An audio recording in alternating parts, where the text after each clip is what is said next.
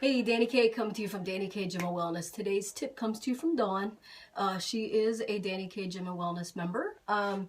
She wants to know how to regain motivation, regaining the motivation to get into the gym after she is, kind of worked hard to lose the weight, gain some weight back. She's had some, whether it's health setbacks, or the job keeping her from the gym or whatever, or just being so, I don't know, whatever it might be that you might be going through, that you regain some weight that you lost. You're trying to regain the motivation to lose that weight again, to get back into the gym, to do whatever it is that you were doing before you kind of lost traction and started slipping, so to speak. I can, again, motivation, is, I can give you all the motivational tools, I can give you all the motivational words and enthusiasm, but, all said and done, it all starts with you. You have got to, reach down in, remember the why. What is your why? Write it out again. If your why has changed, if you, whatever it might be, what is your why as to why you want to lose weight, why you want to be healthier, why you want to, eat healthier. Like, what is your why? Is it your kids? Is it, your own health issues? Is it, your family's health history that you don't want to have happen to you? Is it, just, the vacation body, the beach body, the bikini body, whatever. What is your why? Reevaluate those whys, or that why, and write it down. Tell me to tell you what your why is. Write it down, take a snapshot, put it on, as your screensaver on your phone. So every time you open up your phone, unlock your phone, there is your why. What is your why? That helps people stay motivated if they see their why. Maybe it's a picture, of your kids, but not just having a picture of your kids, because we all have pictures of our kids, or, our spouse, or, our partner, or whatever. But, not just because that's our kids, or that's our, partner, or that's our whatever, if that's your why. Remember that is your why. Maybe take a screenshot if it's your kids and you want to be around for your kids, to play with your kids, to see them graduate, to see them, have kids of their own, and all that stuff. If that is the why, don't just take a picture and have a picture of your kids on your phone, because you might just already have that. So maybe take a screenshot. Nowadays you can, there's certain apps or whatever that you can doodle on there, and maybe list why. I want to see her graduate. I want to see him have a child. I want to play with her on the playground. Whatever it is, maybe, make some little notations on that screenshot of your picture.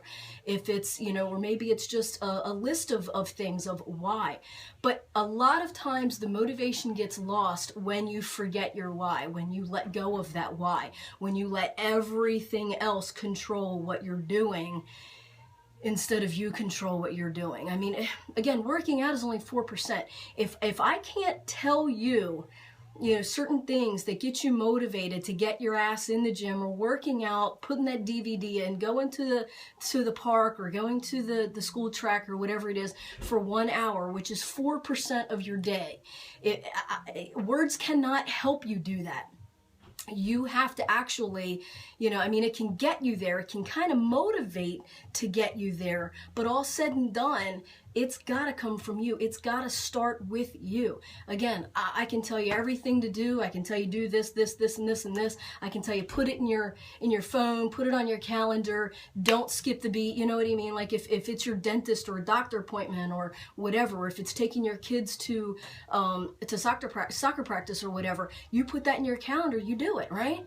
But a lot of times, especially with women, we tend to put it in our calendar and say, oh, it's just me. I got to, my kid needs me, or this needs me, or, I need to do this, or whatever. If you can't do that either before or after your appointment, and again, if a friend needs your help or whatever, unless it's a dire need, like they have a flat and they're on $6.95 and they, need you to come pick them up or whatever, that's a different story.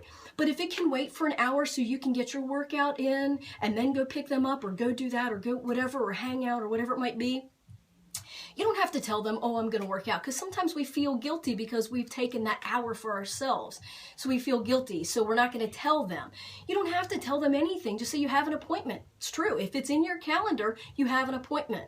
So they can wait if it's, like I said, if it's not a dire need or it's not an emergency of ER or, you know, like somebody's passed out or had a car accident or anything like that, it can wait for an hour. You owe it to yourself to give yourself an hour. If you don't have the motivation to give yourself an hour, then how do you have the motivation to give somebody else you of whatever? You know what I mean? Like, you have to, it all starts with you. It has to start with you. If it has to be, get up an hour earlier and get your ass in the gym. Well, how do I get motivated to get out of the bed? You just do. You know what I mean? Like, I can tell you what to do, but I can't force you to do it. I can tell you to sit your alarm clock across the room. I can tell you, you know, just get up an hour earlier. I can tell you to, you know, just work out at your house if it's that much of a difficult problem to, you know, get up and get into the gym and then go, you know, take a shower at the gym or go home and take a shower or whatever. You know, I mean, if you tell me the excuses, I can always give you a combat to those excuses as to why they're not excuses. You know, they're not reasons. They're excuses. They're not valid. You know, there's always a way around something. So until you yourself get out of the excuse mode, it's not going to happen. So, you know, you can blame it on, you know, lack of motivation. You can blame it on your job. You can blame it on, you know, a health issue. You can blame it on this. You can blame it on anything. But when are you going to start taking responsibility for you and realize that you're worth it? Okay, so you're worth 1 hour of your day. 24 hours or 23 hours for everybody else, but you're worth 1 hour. Okay, so maybe only 18 hours because you need some sleep. But you know what I'm saying? You know, you deserve 1 hour of your whole day to give to you, okay? And if you can't do that, I don't know what else I can do or say or whatever. But it all starts with you. You have to just do it. Again, reevaluate. If you're trying to regain that motivation to eat healthier, to get into the gym, to get working out, whatever it is, reevaluate your why. And if your why is that important, then the excuses will stop. If your why is not that important, the excuses will continue.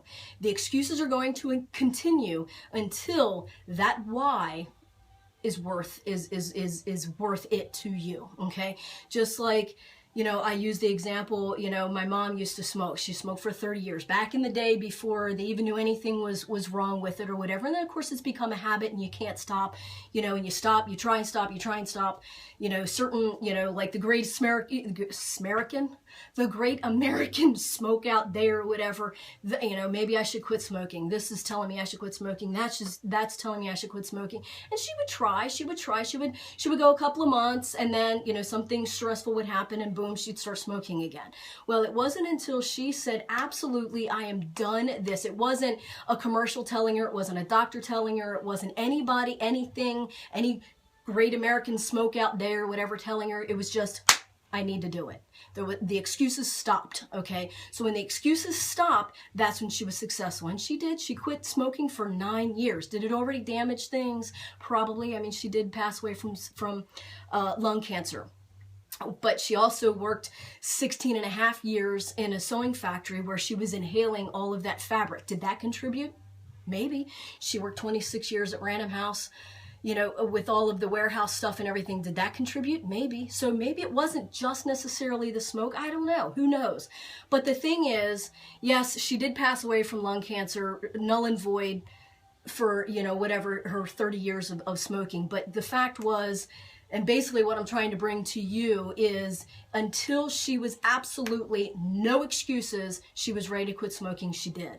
So any other excuse to this stress or that stress never made her put another cigarette in her mouth, okay? So until you're ready to stop the excuses, it's never going to happen.